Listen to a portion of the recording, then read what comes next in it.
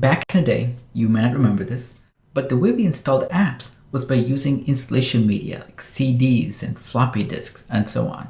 And everything our app did was self-contained within what we installed.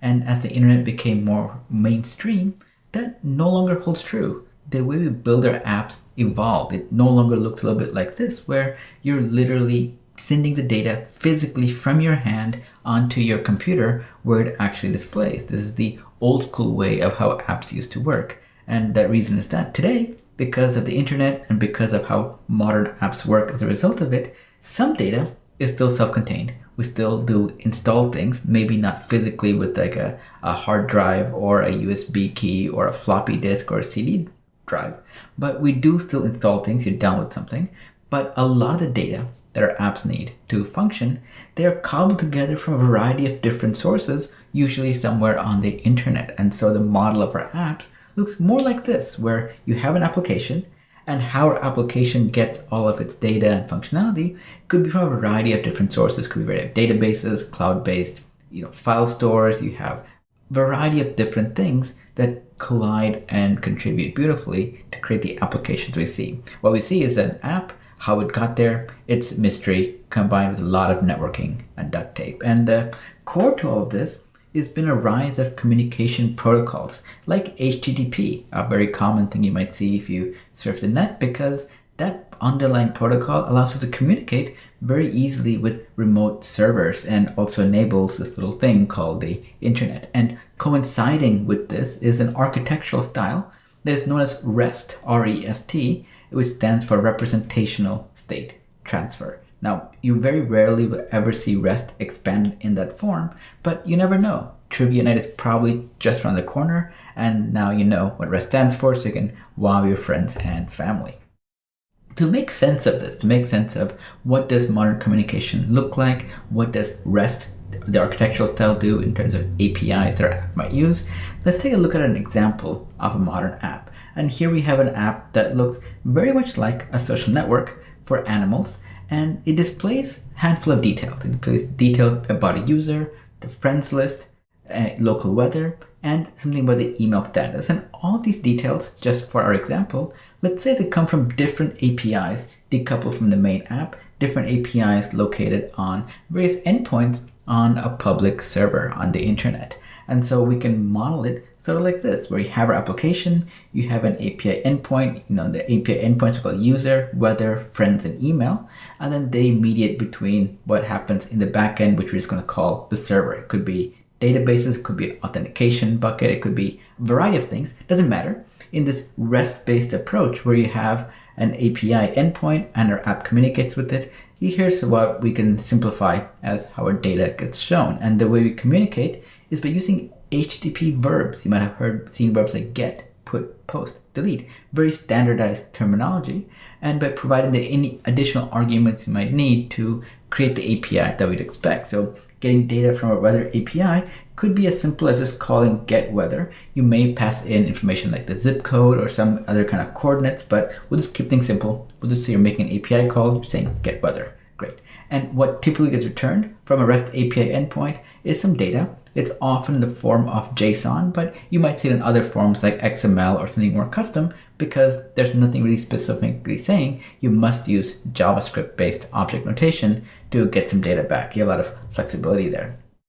And so if we were to expand that out, we saw what it looks like just for weather, but if we expand it out to the other API endpoints we have, like user, friends, and email, you might see that there's other types of JSON data being displayed. Some might be a large amount of JSON, some might be less, but it's really up to our client. It's up to our application to make the request, to read the request, to process and parse all this JSON information and take the relevant pieces needed to make our application work. It may not be that everything we need gets returned when the API is necessary, so we need to figure out what is the relevant piece, how do we map that to our UI. That's another fun area of just front-end development that you might see a lot about.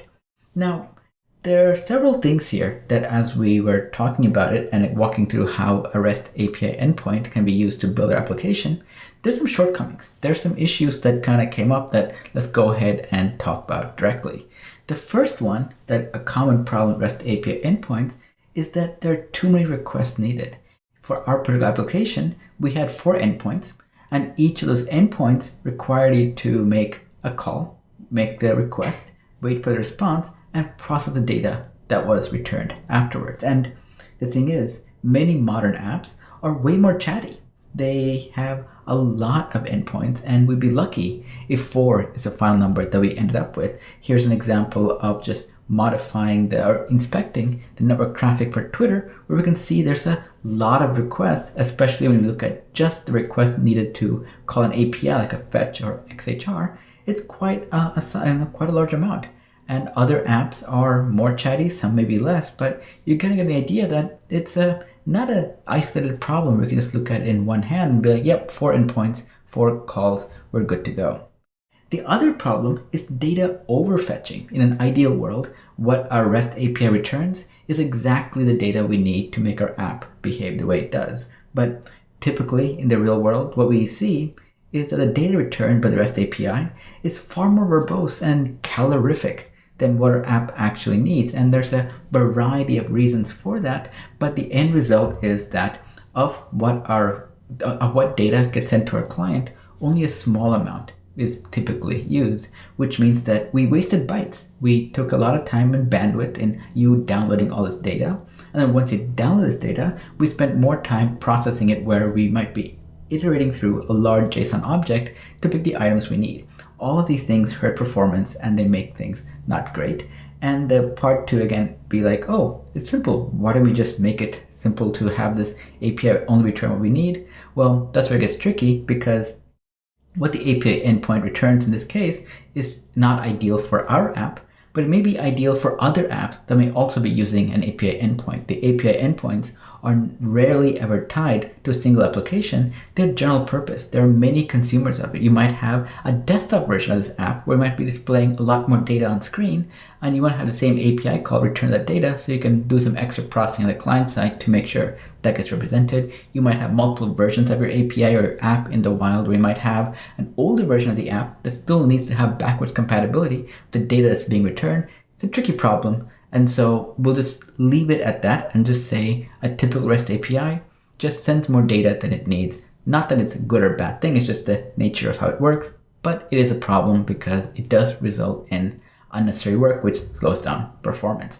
And of course, when we have data overfetching, there's also the typical case of data underfetching, where our app might have a requirement for more than what the API needs. So we both use an existing API, then we create another API to return some more data. So we're making multiple requests for might just be one concern we wanted to handle, which is also inefficient. We might be saving bytes transferred. You might be making many small API requests to get some data, but whatever gains you might make there, you offset it by paying the cost of making extra network requests, which is not cheap.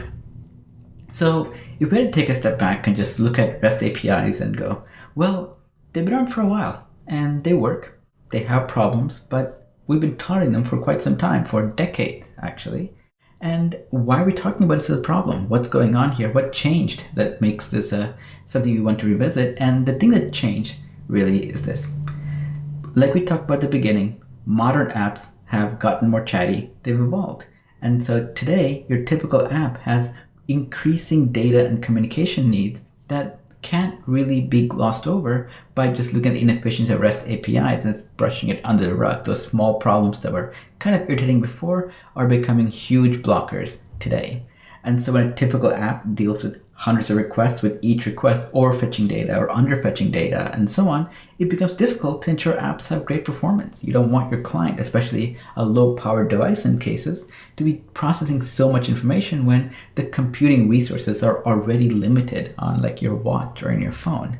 And so this is where something called GraphQL comes in. GraphQL was created by no surprise there, of another very data intensive yet highly modern application, Facebook, where Facebook needed a solution to be able to make many requests on a client from a server and be able to make that client-server relationship work efficiently without some of the drawbacks that REST APIs had.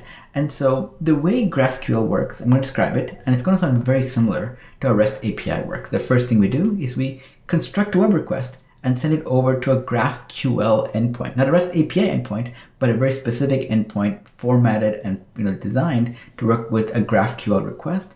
We wait a few moments and get back a blob data that we then process and use in our application. On the surface, this sounds almost identical to how a REST API works, but what makes GraphQL different is exactly how it does it. So in a REST API world, we are pretty much tied to the contract the endpoint specifies and the data it returns. And this could be very verbose, or the data could be sparse, which might mean we need to get another request to get more data in. And we had to do multiple endpoints. For our particular application, we had to call users, weather, and so on for getting all the data constructed to have a nice picture that we can then display on screen. And so, which means there's a lot of work our client is doing to make our application work really well. Now, what GraphQL does, it kind of flips this problem on its head. Instead of the client doing all of this work, why not have the server do all this work instead? And so the way GraphQL makes requests simple is that you make just a single request. And here's what it looks like. So in this case, I still have my application. And instead of making 4 requests where I'm calling in requests for user, for weather, for friends, and email, the body of this request is specially formatted to define the shape of all the data we need, which means that I make a single request and I specify as part of it, I need information for my user, for the weather, for the friends, and my email status. And it's not a very generic call either. We specify exactly the shape and the contents of the data we are really looking for. And what this means is that because our GraphQL request was very precise in what it needed, the data that gets returned is exactly what we asked for. And this is very, very different than what a REST API, where we overfetch data or underfetch data, which is a very different experience because here's the before and after. In the REST API world, you can see the data that we used was only a subset of what was returned. So the challenges of REST APIs we talked about earlier. But because in GraphQL, you're specifying exactly the data you need, what gets returned by the server, where all this extra processing happens, is you get back a very simple bundle of data that is optimized for exactly what your application needs. So there is no extra data, or there isn't a case where you have less data, you need to make another request. It's exactly what we asked for, no more, no less, which makes our client very happy because our client, our application, only made a single request. It got back a request with only the data it needs, so minimal processing time needed, oftentimes less of a bundle of data, so less bandwidth, less download times, and so on. So overall, it's a really nice story. So with GraphQL, again, there's no underfetching or overfetching. The data we asked for is the data we ended up getting. Pretty awesome, right?